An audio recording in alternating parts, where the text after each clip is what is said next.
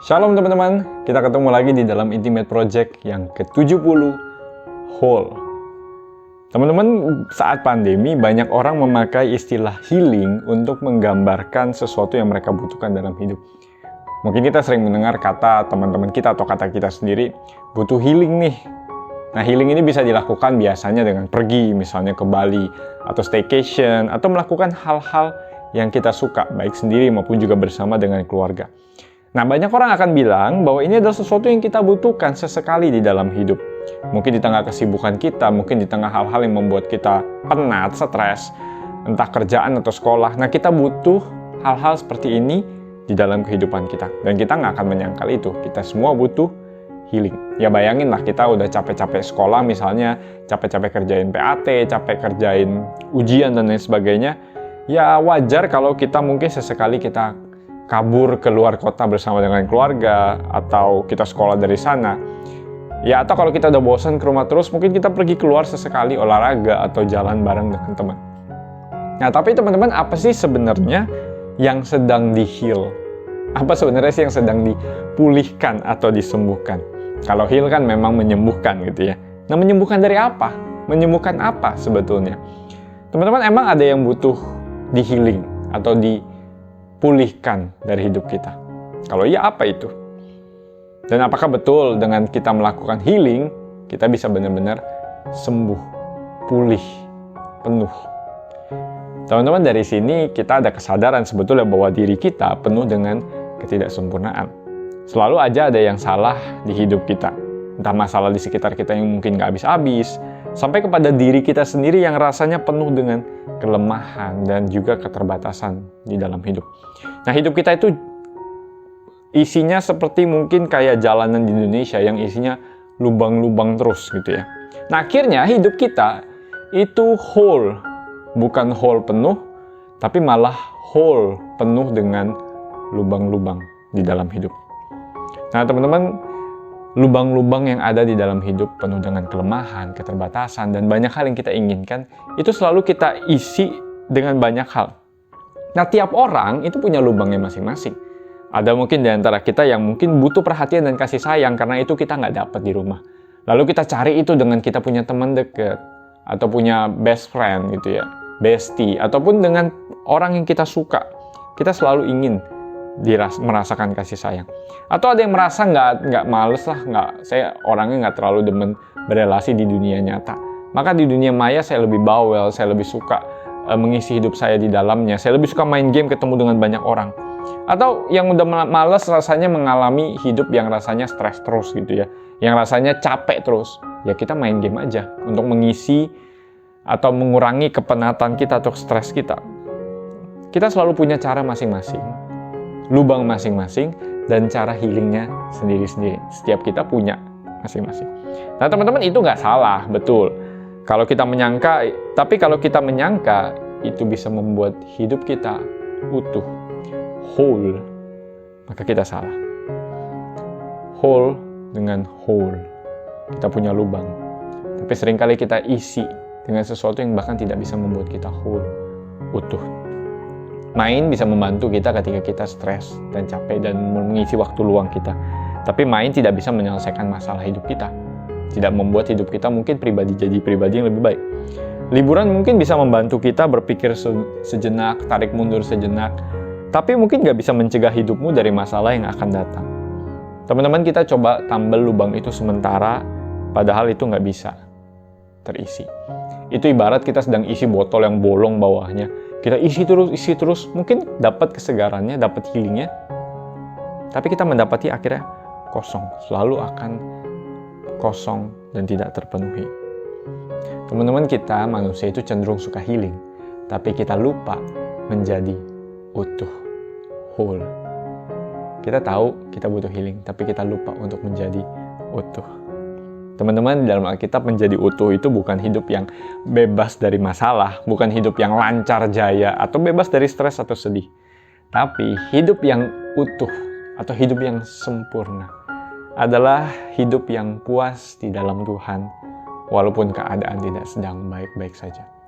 Hidup yang utuh adalah hidup yang bisa puas dengan Tuhan, walaupun keadaan tidak sedang baik-baik saja. Alkitab sering pakai gambaran ini dengan kata penuh.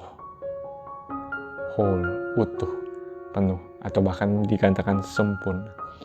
Paulus ketika dia ngomong ke jemaat Efesus, dia bilang doa dia kepada jemaat Efesus adalah, aku berdoa supaya kamu dipenuhi. Dengan apa? Bukan dengan hal-hal lain, dalam seluruh kepenuhan Allah. Dan bahkan di ayat 4 sampai Efesus 4 ayat 13 dia berkata, sampai kita semua telah mencapai kesatuan iman, pengetahuan yang benar tentang anak Allah, kedewasaan penuh, dan tingkat pertumbuhan yang sesuai dengan kepenuhan Kristus. Teman-teman, Alkitab selalu mengkaitkan hidup yang penuh selalu dengan Kristus. Hidup yang penuh Yesus, hidup yang penuh Allah. Dan hidup yang utuh adalah hidup yang puas di dalam Allah. Walaupun keadaan hidup kita bisa jadi begitu banyak lubang. Nah teman-teman, bagaimana kita bisa menjadi utuh? Pertama, teman-teman, kenalilah lubangmu. Tiap orang punya jenis lubang masing-masing dan cara mengisinya masing-masing. Kita cenderung ingin diisi oleh hal-hal yang seringkali jadi lubang kita. Kasih sayang, perhatian, kenikmatan, rasa senang. Kita kecenderungannya adalah buat coba tutupin lubang itu dan berkata semua baik-baik saja, semua oke. Padahal kita punya lubang sendiri. Kita melarikan diri, akhirnya bukan healing, kita malah melarikan diri. Dengan main game, dengan berelasi, dengan main sosial media. Semua itu kita untuk menutupi di permukaan apa yang terlihat lubang, sehingga terlihat utuh. Padahal tidak. Teman-teman, Blaise Pascal pernah bilang begini, ada lubang di dalam hati manusia yang tidak bisa dapat diisi oleh apapun dan siapapun juga, selain oleh Allah sendiri. Kau dan saya punya lubang, tapi lubang itu bentuknya bentuk Allah, dan hanya Allah yang bisa mengisinya. Dan Yesus tahu itu, teman-teman, dan itulah kenapa bukankah Yesus datang ke dunia, supaya engkau dan saya menjadi penuh.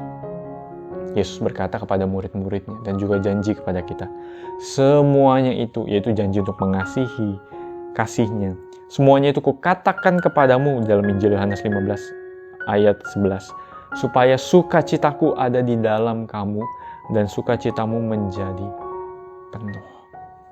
Yesus selalu menawarkan sebuah hidup yang penuh.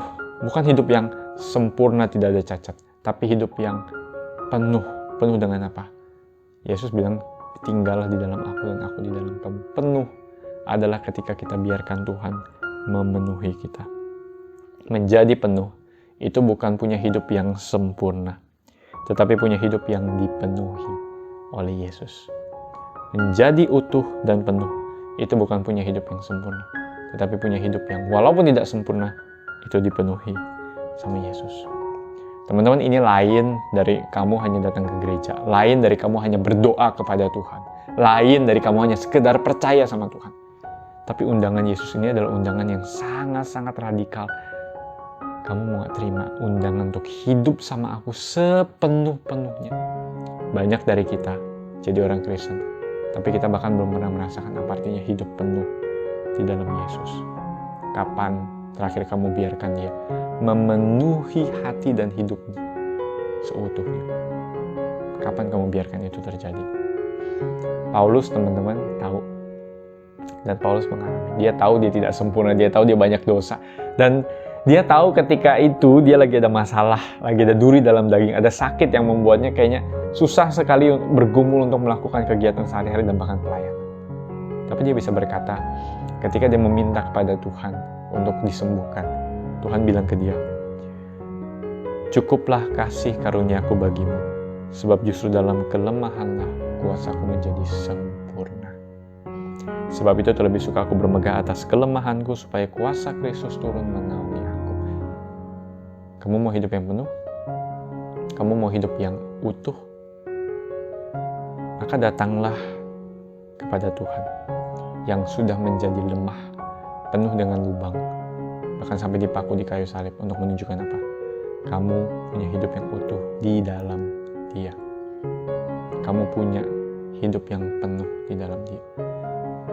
Jadi jangan cuma biarkan kamu percaya sama Yesus, tapi kamu tidak pernah membiarkan Yesus masuk dan memenuhi hidupmu. Jadi teman-teman, kalau kamu mau punya hidup yang utuh dan penuh, libatkanlah Dia. dalam segala hal di dalam hidup. Biarlah sehari-hari kita ngobrol sama dia, kenal kasih-Nya, dan biarkan dalam setiap hidup kita, dia yang mengisinya.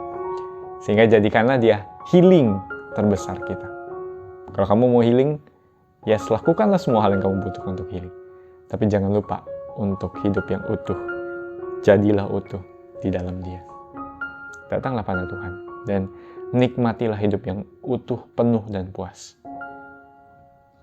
Teman-teman, karena itu mari kita tanyakan dalam diri kita dan kelompok kita beberapa hal. Yang pertama, coba kenali lubang-lubang yang ada dalam diri kita. Lubang-lubang seperti apa yang selalu ingin kita penuhi dalam hidup. Mungkin kita selalu ingin perhatian orang lain. Mungkin kita orangnya butuh hiburan. Mungkin kita orangnya suka kalau ada relasi yang dekat dengan orang lain. Atau kita suka dengan kesenangan ketika kita main. Lubang seperti apa yang terus-menerus ingin kita isi. Dan seringkali dengan apa kita mengisinya. Nah, coba kenali lubang itu untuk tahu di mana sih lubang saya, seperti apa sih bentuk lubang saya, dan seperti apa sih cara mengisi saya. Nah, coba kenali lubang kita, dengan apa kita suka mengisi lubang kita. Yang kedua, teman-teman, kalau hari ini kita bicara soal hidup yang utuh dan penuh. Kalau bicara utuh dan penuh, seringkali yang ada di bayangan kamu apa sih tentang hidup yang utuh dan penuh?